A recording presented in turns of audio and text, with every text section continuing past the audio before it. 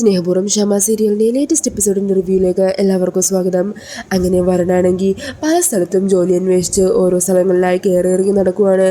ഇതിനിടയിൽ വരൻ്റെ ഇപ്പം മുമ്പ് കോളേജിൽ പഠിച്ചിരുന്ന ഒരു ഫ്രണ്ടിനെ കാണുന്നുണ്ട്. അങ്ങനെ ആ ഫ്രണ്ട് വരനുമായിട്ട് സംസാരിക്കുന്നുണ്ട്. വരനെന്ത് ഈ അവസ്ഥയിൽ വലിയ സങ്കടമുള്ള പോലെ അയാൾ സംസാരിക്കുവാണോ. അന്നേരം അയാളുടെ ഒരു കമ്പനി നടത്തുവാണെന്ന് അറിയുന്ന വരുൺ അവിടെ എന്തെങ്കിലും ജോലി കിട്ടുമെന്ന് ചോദിക്കുക. എന്നാൽ അയാൾ പറയുന്നുണ്ട്, അയ്യോ വരുൺ, നിന്നെപ്പോലെ ഇത്ര വലിയ നിലയിൽ കിടന്നിരുന്ന ഒരാൾ എൻ്റെ കമ്പനിയിൽ എൻ്റെ കീഴിൽ ജോലി ചെയ്യാനോ? എനിക്കത് ചിന്തിക്കാൻ പോലും പറ്റുന്നില്ല വരുൺ. നീ നോക്കിക്കോ, അധികം വൈകാതെ തന്നെ നിൻ്റെ പ്രശ്നങ്ങളൊക്കെ മാറും. നീ പഴയ പോലെ ഉയരത്തിലേക്ക് വരും. അത് കാണാനാണ് എനിക്കിഷ്ടം. എങ്ങനെ പറഞ്ഞ് വരുണിന് ജോലി കൊടുക്കുന്നതിൽ നിന്നും അയാളെ നൈസായിട്ട് ഒഴിവാകുവാണ്. അങ്ങനെ വരുൺ അയാളോട് ശരിയെന്നൊക്കെ പറഞ്ഞ് അവിടെ നിന്ന് മുമ്പോട്ട് പോകുക.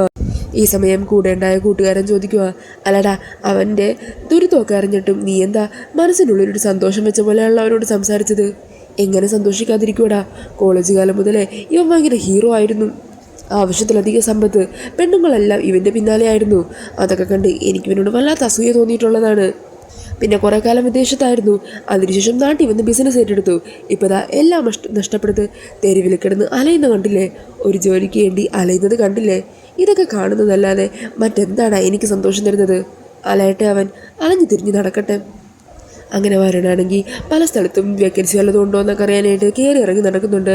ചില സ്ഥലത്തു നിന്നൊക്കെ വളരെ മോശമായിട്ടുള്ള രീതിയിലുള്ള പ്രതികരണമൊക്കെയാണ് വരണ്ടി കിട്ടുന്നത്. അങ്ങനെ ഒരുപാട് അലഞ്ഞ് ഒരു സ്ഥലത്ത് തളർന്നിരുന്ന് കുറച്ച് വെള്ളമൊക്കെ കുടിക്കുകയും മുഖം കഴുകുകയും ആകെ തളർന്ന് അവശനായിരിക്കുകയും ചെയ്യുവാണ് വരുൺ. പിന്നീട് കാണിക്കുന്നത് കണിമംഗലമാണ്. അവിടെ പത്മിനിയാണെങ്കിൽ റൂമിൽ കൈയും കാലും ശരീരമൊക്കെ ആകെ വേദനിച്ച് കയ്യിലും കാലിലും ഒക്കെ പതിയെ മസാജ് ചെയ്തുകൊണ്ട് ആകെ ക്ഷീണിച്ചിരിക്കുവാണ്. ഈ സമയം പരമേശ്വരൻ റൂമിലേക്ക് വരുന്നത് കാണുന്നതും പത്മിനി പെട്ടെന്ന് തന്നെ ഷീറ്റൊക്കെ വിരിക്കുന്നത് പോലെ അവിടെ ഓരോന്ന് ചെയ്തുകൊണ്ടിരിക്കുവാണ്. അന്നേരം പരമേശ്വരൻ അരികി വന്നിരിക്കുക. പത്മിനി, തൻ്റെ ശരീരം വേദനയൊക്കെ മാറിയോ? അല്ല, അതിന് ഞാൻ ഏട്ടനോട് പറഞ്ഞില്ലല്ലോ എനിക്ക് വേദനയൊക്കെ ഉണ്ടെന്ന്. അന്നേരം പരമേശ്വരൻ പറയണേ, താൻ എന്നോടൊന്നും പറയില്ലല്ലോ, പക്ഷേ തൻ്റെ ശരീരം നൊന്തു കഴിഞ്ഞാൽ അത് മനസ്സിലാക്കാൻ എന്നെക്കൂടെ പറ്റില്ലേ? ഇവിടെയുള്ളവർ തന്നെ വല്ലാതെ ബുദ്ധിമുട്ടിക്കുന്നുണ്ടല്ലേ? കിട്ടിയ അവസരം അവർ നല്ലപോലെ മുതലെടുക്കുന്നുണ്ട്. ദ്രോഹിക്കാവുന്നതിൻ്റെ പരമാവധി കൽപ്പനയും മുർവശം ചേർന്ന് തന്നോടും അമ്മയോടും ഒക്കെ കാണിക്കുന്നുണ്ട്. അതൊക്കെ കണ്ട് നിസ്സഹായനായി നോക്കി നിൽക്കേണ്ടി വരുവാണല്ലോ എനിക്ക്. എന്നെക്കൊണ്ട് മറ്റൊന്നും ചെയ്യാൻ പറ്റുന്നില്ലല്ലോ. ഈ സമയം പത്മിനി പറയണേ, എന്തിനായിട്ട് ഇങ്ങനെ സങ്കടപ്പെടുന്നത്? മുമ്പും വീട്ടിലെ ജോലിയെല്ലാം ഞാൻ ഒറ്റക്കല്ലേ ചെയ്തിരുന്നത്. പിന്നെ രാധികമോൾ വന്നപ്പോൾ അവൾ എന്നെക്കൊണ്ട് ഒരു ജോലിയും ചെയ്യിക്കില്ലായിരുന്നു. ഇപ്പോൾ അങ്ങനെയല്ലല്ലോ. ഈ വീട്ടിലെ ജോലികൾ ചെയ്യുന്നതിൽ എനിക്കൊരു ബുദ്ധിമുട്ടുമില്ല. അതെനിക്കൊരു ഭാരമായിട്ട് തോന്നിയിട്ടുമില്ല. അന്നേരം പരമേശ്വരൻ പറയണേ, ശരിയാ, മുമ്പും താൻ ജോലികളൊക്കെ ചെയ്തിരുന്നു. ആ സമയം താൻ ഈ കുടുംബത്തിൻ്റെ ഉടമയായിരുന്നു. എന്നാളിപ്പോൾ അങ്ങനെയല്ലല്ലോ. ഇവിടെ ഒരു അടിമയുടെ വിലയല്ലേ തനിക്കിപ്പോൾ ഉള്ളൂ. ഏട്ടാ, അങ്ങനെയൊന്നും ചിന്തിക്കരുത്. ഇപ്പോൾ കാര്യങ്ങളെല്ലാം അവർക്ക് അനുകൂലമായി നിൽക്കുവാണ്. അതിൻ്റെ അഹങ്കാരത്തിൽ അവരോരോന്ന് ചെയ്തു കൂട്ടുന്നു. നമ്മളതിനോടൊന്നും പ്രതികരിക്കാൻ പോകണ്ട. അല്ലെങ്കിൽ തന്നെ അതിനോടൊക്കെ പ്രതികരിക്കാൻ എനിക്കെന്ത് അവകാശമുള്ളത്? ഞാനിപ്പോൾ ഒന്നുമില്ലാത്തവനായി പോയില്ലേ പത്മിനി? ഏട്ടൻ ഇങ്ങനെ തളരല്ലേ.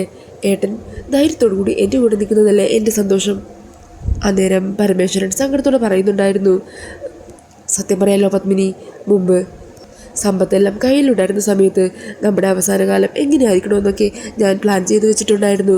കുറേ സ്ഥലങ്ങളിൽ യാത്ര ചെയ്യണം, കുറേ ക്ഷേത്ര ദർശനം തൻ്റെ ഒപ്പം നടത്തണം, ഇങ്ങനെയൊക്കെയായിരുന്നു മനസ്സിൽ. ഇപ്പോഴും ഇതൊക്കെ നടക്കും. പക്ഷേ പഴയതുപോലെ കണിമംഗലം പരമേശ്വരനായിട്ടല്ല, ഒരു യാചകനായിട്ട്. സത്യം പറഞ്ഞാൽ എൻ്റെ മനസ്സ് വല്ലാതെ വേദനിക്കുന്നുണ്ട്. ഈ വയസ്സാം കാലത്ത് തനിക്കൊരു മനസ്സുഖവും തരാൻ പറ്റുന്നില്ലല്ലോ എന്നോർത്ത്. എന്തിനാ പരമേശ്വരേട്ടാ അങ്ങനെ പറയുന്നത്? ഏട്ടൻ്റെ കൂടെ ഇത്ര നാൾ ജീവിച്ചതിൽ എനിക്കൊരു പരാതിയില്ല, സന്തോഷം മാത്രമേ ഉള്ളൂ. ഇനിയുള്ള ഏട്ടൻ്റെ ഒപ്പമുള്ള ജീവിതത്തിലും എനിക്ക് സന്തോഷം മാത്രമേ ഉണ്ടാകുള്ളൂ. എന്ത് പ്രശ്നങ്ങളുണ്ടെങ്കിലും എൻ്റെ കൂടെ എപ്പോഴും താങ്ങായും തണലായും എൻ്റെ പരമേശ്വരൻ ഏട്ടനുണ്ടല്ലോ. അതിലും വലുതായിട്ട് എനിക്ക് മറ്റെന്താ വേണ്ടത്? ഏട്ടന് ആവശ്യമില്ലാത്ത കാര്യങ്ങളൊന്നും ഓർത്ത് സങ്കടപ്പെടാൻ നിൽക്കണ്ട. പിന്നെ നമുക്ക് രണ്ടുപേർക്ക് കൂട്ടായിട്ട് എന്തിനും ഏതിനുമായിട്ട് നമ്മുടെ മക്കൾ കൂടെ ഉണ്ടല്ലോ. അവർ നമ്മളോട് പറഞ്ഞ കാര്യങ്ങൾ ഓർക്കുന്നില്ലേ? നഷ്ടപ്പെട്ടതെല്ലാം തിരിച്ചു നേടിക്കൊണ്ട് അവർ തിരിച്ചെത്തുമെന്ന്. അവരുടെ ആ വാക്കുകൾ വരെ നമുക്ക് പ്രതീക്ഷയോടെ കൂടി ജീവിക്കാൻ. അവർ നമ്മുടെ മക്കളല്ലേ. നമ്മൾക്ക് തന്ന വാക്ക് അവർ പാലിച്ചിരിക്കും. ഏട്ടൻ്റെ വിഷമമൊക്കെ അവർ കാണുന്നതല്ലേ. അച്ഛൻ അവരുടെ മുമ്പിൽ തോറ്റു നിൽക്കുന്നത് രണ്ടുപേരുടെയും മനസ്സിൽ വലിയ മുറിവുണ്ടാക്കിയിട്ടുണ്ട്. അതുകൊണ്ട് തന്നെ അച്ഛനെ എത്രയും പെട്ടെന്ന് തന്നെ ജയിപ്പിക്കണം എന്നുള്ള വാശിയിലാണ് രണ്ടുപേരും. അന്നേരം പരമേശ്വരൻ പറയണേ, ശരിയാ, നമ്മുടെ മക്കൾ ജയിക്കട്ടെ. എല്ലാ പ്രശ്നങ്ങൾക്കും എത്രയും പെട്ടെന്ന് തന്നെ ഒരു പരിഹാരമാകട്ടെ എന്നും പറഞ്ഞ് ആശ്വാസത്തോടെ ഇരിക്കുവാണ് പരമേശ്വരനും പത്മിനിയുമൊക്കെ. പിന്നീട് കാണിക്കുന്നത് രാധിക ക്ഷേത്രത്തിലേക്ക് പോകുന്നതാണ് കേട്ടോ. അങ്ങനെ ക്ഷേത്രത്തിലേക്ക് നടന്ന് അതിൻ്റെ ചുറ്റുപരിസരത്ത് എത്തുമ്പോഴേക്കും അവിടെ 2-3 സ്ത്രീകൾ സംസാരിച്ചുകൊണ്ടിരിക്കുന്നത് രാധിക ശ്രദ്ധിക്കുന്നുണ്ട്. അതിലൊരു സ്ത്രീ പറയണേ, അവിടെ ക്ഷേത്രത്തിന് മുമ്പിലിരുന്ന് ഭജന ചെയ്യുന്നത് ഗായിക ശ്യാമയല്ലേ? ആ അതെ, അവരെ കാണാനില്ലെന്നാണല്ലോ പറഞ്ഞത്. ഇതിപ്പോൾ തിരിച്ചു വന്നോ? പക്ഷെ ആരും അരികിലേക്ക് പോകുന്നതൊന്നും കാണുന്നില്ല. അവർ സെലിബ്രിറ്റി അല്ലേ? അങ്ങനെ അവരുടെ ഈ സംസാരമൊക്കെ കേട്ട് രാധിക ഞെട്ടിപ്പോകുവാണ്. അമ്മ ഉണ്ടെന്നോ ഇവിടെ? അങ്ങനെ പറഞ്ഞ് രാധിക ക്ഷേത്രത്തിലേക്ക് ഓടിച്ചെല്ലുവാണ്. അങ്ങനെ അതിൻ്റെ പരിസരം മുഴുവൻ അമ്മയെ തേടി നടക്കുവാണ്. പെട്ടെന്നായിരിക്കും ക്ഷേത്രത്തിൻ്റെ ഒരു അരികിലിരുന്ന് താഴെ നിലത്തിരുന്ന് എന്തോ ജപിച്ചുകൊണ്ടിരിക്കുന്ന ശ്യാമേനെ കാണുന്നത്. അത് കാണുന്നതും രാധികയ്ക്ക് വിശ്വസിക്കാൻ പറ്റുന്നില്ല. അമ്മ എന്നും പറഞ്ഞ് രാധിക സന്തോഷത്തോടെ അമ്മയുടെ അരികിലേക്ക് ഓടിച്ചെല്ലുക. എന്നിട്ട് അമ്മയെന്നും പറഞ്ഞ് ഉറക്കി വിളിക്കുവാണ് കേട്ടോ. ഈ സമയം ശ്യാമ തിരിഞ്ഞ് രാധികയെ നോക്കുന്നുണ്ട്. രാധികയെ കാണുന്നതും ശ്യാമക്കും ഒത്തിരി സന്തോഷമാകുക. അങ്ങനെ രാധിക അമ്മയുടെ അരികിലേക്ക് ഓടിച്ചെന്ന് ശ്യാമയുടെ അരികിൽ ചെന്നിരിക്കുക. അമ്മ എവിടെയായിരുന്നു? എപ്പോഴാണ് തിരിച്ചു വന്നത്? എന്നിട്ടെന്താ എന്നെ കാണാൻ വരാഞ്ഞത്? എന്താ അമ്മ എൻ്റെ അരികിലേക്ക് വരാഞ്ഞത്? ഈ സമയം ശ്യാമ ചോദിക്കണേ, മോളെ അമ്മയെ കാണാതെ എൻ്റെ മോൾ ഒത്തിരി വിഷമിച്ചല്ലേ? പിന്നെ വിഷമിക്കാതിരിക്കുമോ? എൻ്റെ കൺമുമ്പിൽ നിന്നല്ലേ അവരമ്മയെ തട്ടിക്കൊണ്ട് പോയത്. കൺമുമ്പിൽ നിന്ന് അമ്മയെ നഷ്ടപ്പെട്ടു പോയപ്പോൾ ഞാൻ എത്രത്തോളം വേദനിച്ചു എന്നറിയോ? സാരമില്ലല്ലോ, എൻ്റെ മോളുടെ സങ്കടം കണ്ട് ഭഗവാൻ അമ്മയെ വിട്ടയച്ചില്ലേ? എൻ്റെ മോളുടെ അരികിലേക്ക് തന്നെ ഭഗവാൻ എന്നെ എത്തിച്ചില്ലേ? ഇനി അമ്മ എൻ്റെ മോളുടെ അരികിൽ നിന്ന് ഒരിടത്തേക്കും പോവില്ല. അമ്മയെ കൊണ്ടുപോകാൻ ആരെ കൊണ്ടും പറ്റില്ല. മോൾ ഇത്രയും നാളും അമ്മയെ കാണാതെ വിഷമിച്ചല്ലേ? അമ്മ ഇനിയെന്നും എൻ്റെ മോളുടെ ഒപ്പം തന്നെ ഉണ്ടാവും. അങ്ങനെ രാധിക വിശ്വസിക്കാനാവാതെ സങ്കടം വന്ന് ശ്യാമയെ കെട്ടിപ്പിടിക്കുന്നുണ്ട്. അമ്മേനെ ഞാൻ എങ്ങും വിടില്ല. അമ്മേനെ വിട്ട് എങ്ങോട്ടും പോകരുത്. ഇല്ല മോളെ, ഞാൻ എൻ്റെ പൊന്നുമോളെ വിട്ട് എവിടെ പോകാനാ? അങ്ങനെ പറഞ്ഞ് രാധികയുടെ നെറ്റിയിലൊരു ഉമ്മ കൊടുക്കുവാണ് കേട്ടോ ശ്യാമ. ഈ സമയം രാധിക വീണ്ടും ശ്യാമയെ മുറുകെ കെട്ടിപ്പിടിക്കുവാണ്. എന്നിട്ട് കണ്ണീരൊക്കെ തുടച്ച് മുമ്പിലേക്ക് നോക്കുമ്പോഴായിരിക്കും അവിടെ ആരെയും കാണുന്നില്ല. അങ്ങനെ രാധിക ചുറ്റുപാടും നോക്കുവാണ്. ഈ സമയം തിരുമേനി അങ്ങോട്ടേക്ക് വരുക. കുട്ടി, എന്താ ഇവിടെ ഒറ്റയ്ക്കിരിക്കുന്നത്? അന്നേരം രാധിക തിരുമേനിയോട് ചോദിക്കണേ, തിരുമേനി എൻ്റെ അമ്മ എവിടെ? ഇവിടെ എൻ്റെ അമ്മ ഉണ്ടായിരുന്നു. കുട്ടി എന്തായി പറയുന്നത്? കുട്ടിയുടെ ഒറ്റയ്ക്കിരിക്കുന്ന സംസാരിക്കുന്നത് കണ്ടല്ലേ ഞാൻ ഇങ്ങോട്ട് വന്നത്. ഇല്ല, ഇവിടെ ഇത്ര നേരം എൻ്റെ അമ്മ ഉണ്ടായിരുന്നു. ഞാൻ എൻ്റെ അമ്മയോടാണ് സംസാരിച്ചിരുന്നത്. അമ്മേ എന്നും വിളിച്ച് രാധിക അവിടെയെല്ലാം ശ്യാമയെ തിരഞ്ഞ് നടക്കുവാണ് കേട്ടോ. അങ്ങനെ അമ്പല പരിസരം മുഴുവൻ നോക്കിയിട്ട് ശ്യാമയെ കാണാതെ രാധിക കരഞ്ഞ് അമ്മയെന്നും വിളിച്ച് നിൽക്കുവാണ്. ഈ സമയത്തായിരിക്കും പെട്ടെന്ന് ഉറക്കത്തിൽ രാധിക ഇങ്ങനെ ഓരോ പിച്ചും പറയുന്നത് കാണിക്കുന്നത്. ഇതെല്ലാം രാധികയുടെ സ്വപ്നമായിരിക്കും കേട്ടോ. അങ്ങനെ രാധിക ഉറക്കത്തിൽ പറയണേ, അമ്മേ എന്നെ വിട്ട് പോവല്ലേ അമ്മേ, അമ്മ എൻ്റെ അരികിൽ തന്നെ വേണം, പോവല്ലേ അമ്മേ എന്നും പറഞ്ഞാൽ രാധിക ഇങ്ങനെ കരഞ്ഞുകൊണ്ട് പറയുവാണ്. ഈ സമയം ഉറങ്ങിക്കിടന്ന വരുണാണെങ്കിൽ രാധികയുടെ സംസാരം കേട്ട് പെട്ടെന്ന് എണീക്കുവാണ്. എന്നിട്ട് രാധികയെ വിളിക്കുക, എടാ രാധികയെ എഴുന്നേക്ക്. അങ്ങനെ രാധിക പെട്ടെന്ന് ചാടി എഴുന്നേക്കുക. വരുൺ, അമ്മ എൻ്റെ അരികിൽ വന്നു.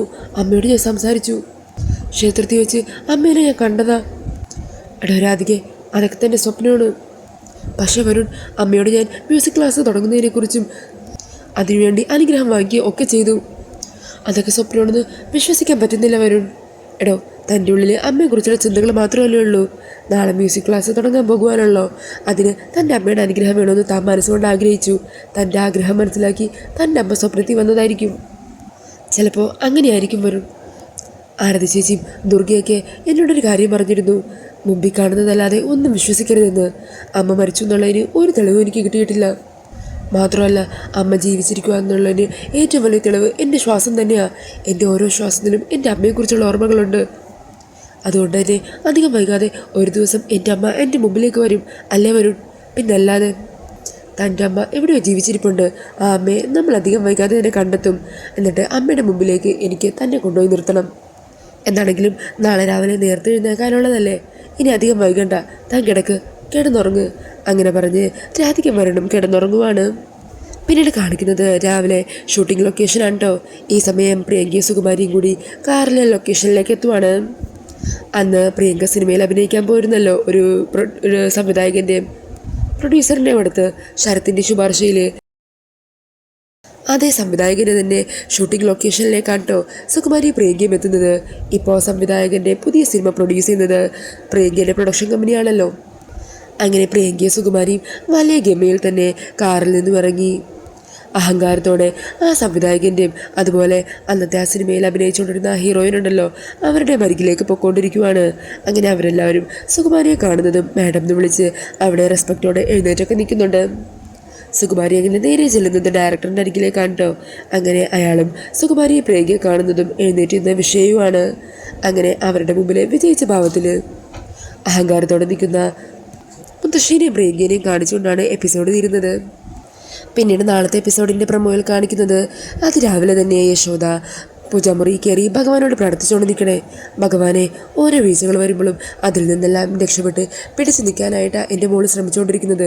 ഇനി ഈ ഒരു കാര്യത്തിൽ കൂടി തകർന്നു പോയി കഴിഞ്ഞാൽ അവൾ മാത്രമല്ല, ഈ കുടുംബം മുഴുവനായിരിക്കും ആകെ തകർന്നു പോകാൻ പോകുന്നത്.